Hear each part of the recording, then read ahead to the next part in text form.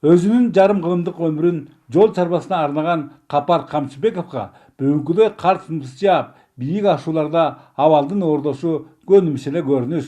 Тескерисинче, жаратылыштын мындай каарында ал жана кесиптештери күнбү түнбү жол кыймылынын үзгүлтүсүздүгүнүн камын көрүшөт. Бул айта салганга оңой болгону менен түмөндөгөн түйшүктөр менен коштолот. Башкасына көз жумганда да ушул жолчулар тейлеп жатышкан айтылуу долоон бийиктигинде түнкү сууктун күчү 30-35 градуска чейин жетсе, күндүзү 20 градустан кемибейт. Суугу суук, бороон болот кар жааганда кээде. Ар бир өткөн элибиз, журтубуз аман эсен өтсүн деп жакшы эле жардам берип атабыз.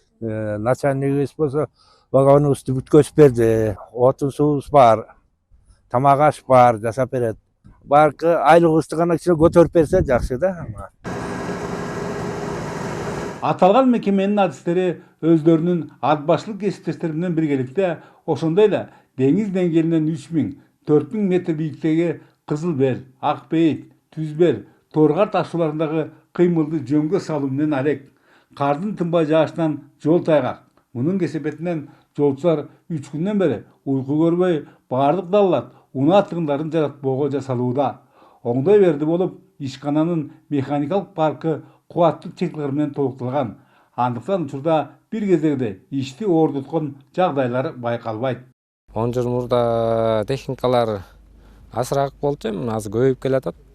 Четинен дагы жаңы техникалар күтүп атабыз, Кудай буйрса. Жаңы погрузчик келсе, эскаватор келсе дегендей. Анткени аба ырайынын кескин өзгөрүп, жаан-чачындын жана сууктун күчөсүнөн инерттик материалдар улам көбүрөөк талап кылынууда. Андан калса синоптиктердин божомолдорунда табияттын мындай терс кыялы дагы кыйлага созулчудан. Мунусуна караганда бүгүнкү топтолгон запастардын кыш акырына чейин жетери күмөн. Инерттик материалдар ушул убакка чейин 10 000 тонна даярдаганбыз.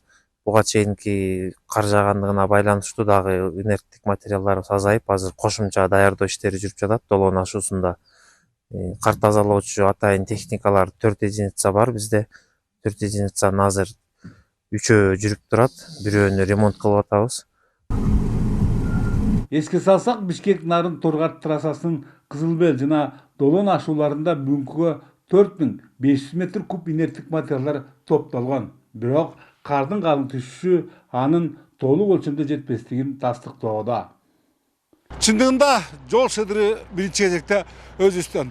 Маселен, мына Кытай Эдирстен кеткан мына жүк ташуучуна дөңгөлөктөрүнө чынжыр байланыптан мына ашууда мына ушундай оор абал түзүлдү.